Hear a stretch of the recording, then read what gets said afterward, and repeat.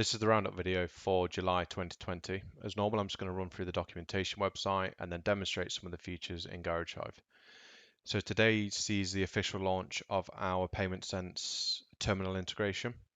I'm going to demonstrate it shortly in Hive. If you want this setting up and you're already with PaymentSense, then just please let a member of the team know. If you're interested in joining PaymentSense, then again, let us know and we can get them to give you a call. So the way this works is you can send a value directly to the terminal without having to manually key anything in. It works very similar to the pay by link feature. So I'll just go ahead and show you how this works.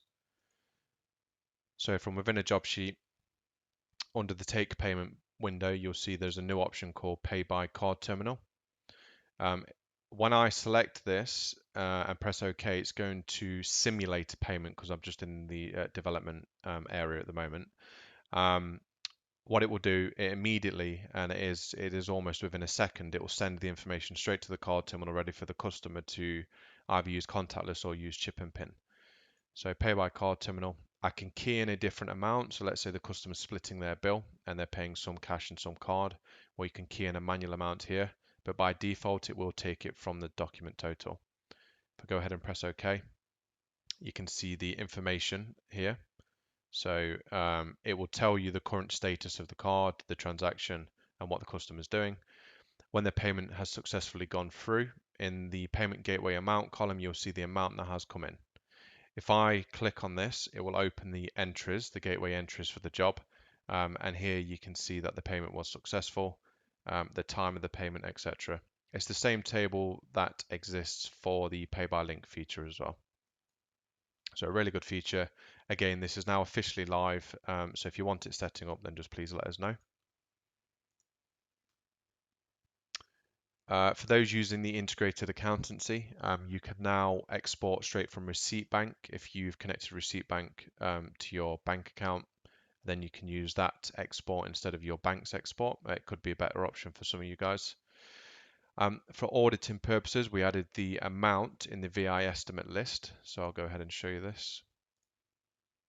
So under vehicle inspection estimates, you can now view the amount. And this is a really good way to spot any of those zero value vehicle inspection estimates, especially if you're keen on your VI estimate rate. This is a great QC tool. We added user IDs to the customer communication log entries. So if I just open this table, you'll see that there is now a new column available, so you can actually see who sent the text messages. Again, it's just a really good accountability feature. We added VIN numbers to technician job sheets. So previously a technician had to go to the vehicle card. They now no longer need to do that. So I'll just open a job as an example.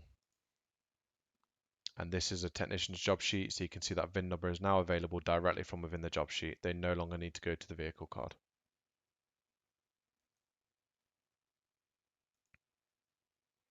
We added technician confirmed columns to posted job sheets. Again, this is like a QC stroke auditing reason. So from posted job sheets, you can now view the technician confirmed column. This will only apply to job sheets that were created from about a week ago. So it doesn't include historic job sheets only since this feature was added, which was about a week ago. So if you wanted to see that a technician has said that they fitted a part or they've done a particular labor, then you can now get back to that information. So this is a really good feature. So under your customer notification setup, for MOT reminders, you can now set a date range from when the vehicle was last seen. So what it will do, the reason for this is because you might not want to send MOT reminders to every vehicle that's ever been in your database, whether they've actually visited the workshop or not. For example, if someone rings up for a tire estimate, you might not want to send them a reminder because you've never actually worked on the vehicle. But the system will try and send them a reminder unless you set a date range here. So what this is saying is that anything within the last 18 months that has vehicle history within the last 18 months will receive an MOT reminder. If I leave this blank, it will just send reminders out to every vehicle in the database, regardless of history. If I change it to 24 months, for example, then it will send reminders to all vehicles that have vehicle history with us within the last 2 years. So again, really good feature, especially those that have bulk updated your MOT data, for example. You might not want to send reminders out to people that you've not seen in the last 18 months. Um, we fixed the bug that if you applied a discount to an item before you bought that item into stock and updated the part number, it would lose the discount. Well, now it retains the discount. So the workflow would be that you create a job sheet, you add a MISC line, you add a discount to the MISC line. If you then updated the part number from the purchase order, it would have previously removed that discount. Well, now it no longer does that. And we've also added the ability to define the drop-off times and online booking. So I'm not going to demonstrate this. I'll just explain how this works. So previously, if a customer selected multiple services, like say a full service, an MOT, and an alignment, then it was hard-coded for that customer to drop the vehicle off at 8 a.m. Well, now you can define the time based on business location. So if you've got multiple locations, you can have different drop-off times. But you can now define a drop-off time for online booking instead of the scheduled time. So again, a really good feature if you want the customers, even if their MOT and service is booked in at 10, you can now tell the system that they have to drop the car off at 8. So again, a good change to online booking. So it's relatively short in July. The main feature obviously being payment sense. In the next week or so, we will be doing a preview for the new platform. So this is where all of the focus from pretty much the entire team has gone, is into the new platform update, which brings lots of features that Microsoft themselves have developed, which are the platform features, but also lots of Garage Hive features, which our team has been developing.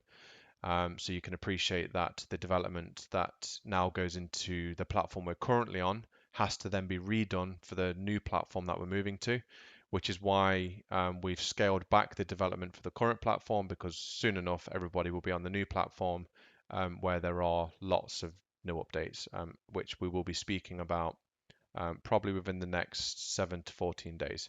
There'll be two previews. There'll be the platform preview, which will show you some really cool features from Microsoft. And then there'll be the Garage Hive preview, which are lots of features that our team has been working on.